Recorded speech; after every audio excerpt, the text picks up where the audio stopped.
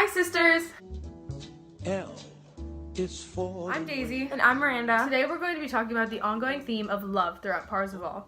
It all starts in book 3 with Parzival's first experience with a woman, aka to shoot. Kind of crazy, right? Yeah, can you imagine having your first time ever seeing a guy in your mid-teens? I honestly cannot imagine how awkward I would be.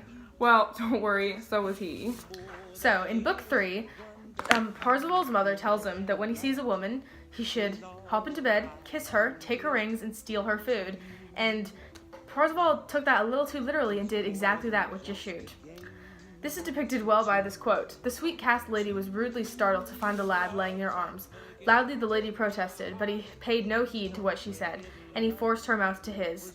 Then it was not long before he hugged the Duchess to him and took her ring besides. Oh my god, what happens next? Well, her husband shows up. You're right, oh my gosh, I remember now. So when Orlos, her husband, came back, he found her in this disheveled state, and he was absolutely furious. He thought that she had cheated on him with Parzival, even though it was not her fault in the least bit.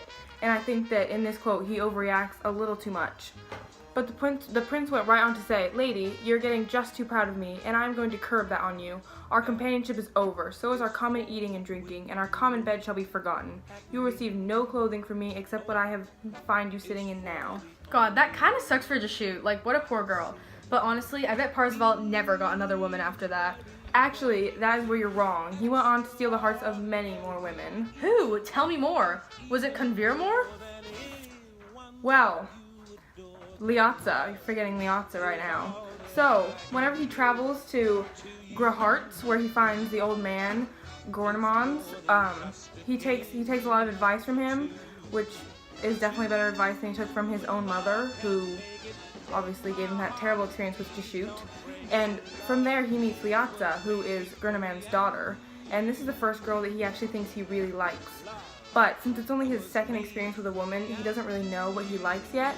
So, you know, he's still a bit awkward, and honestly he just thinks he's in love even though he doesn't really know what he's talking about, which is why I chose this quote right here. The guest felt shy, but all the same he kissed her on the lips, and they were the color of fire. Liatza was lovely to look at and rich in true purity besides. So did he end up marrying Liatza? Well, just you wait till his trip to Pelrapier. Oh yeah, Converamore. Yep, that's her. Oh yes, so when he met Converamore, he was so guilty because he loved her so much more than Liatza. When he saw Converamore, he was like, gosh, that girl, she's way prettier. But eventually, like, nonetheless, he just drops her and he married Converamore, which is kind of rude. But honestly, it was also very nice because after getting married, they didn't just entwine legs immediately. They spent 3 days talking and then they entwined legs, if you know what I mean.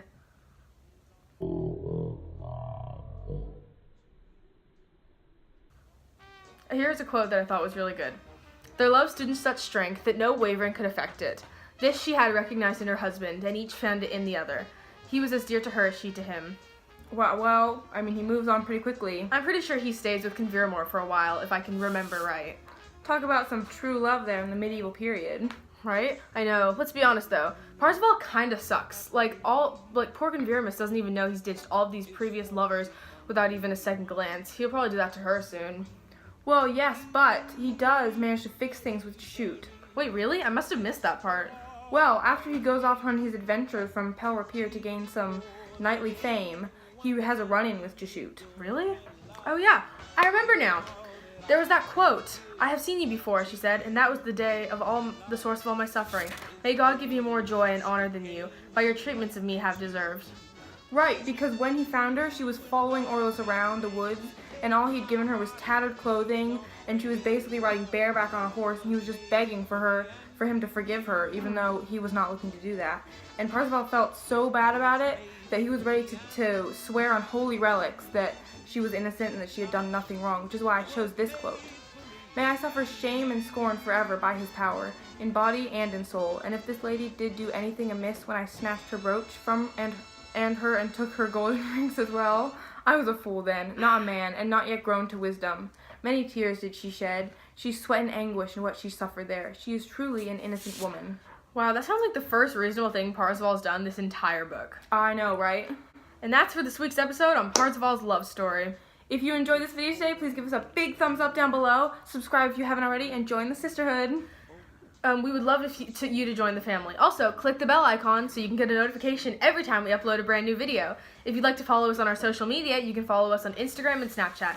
I'm Daisy.Palmer on Instagram, and hey, I'm Daisy on Snapchat. And I'm Miranda_Seckel on Instagram and Miranda21 on Snapchat.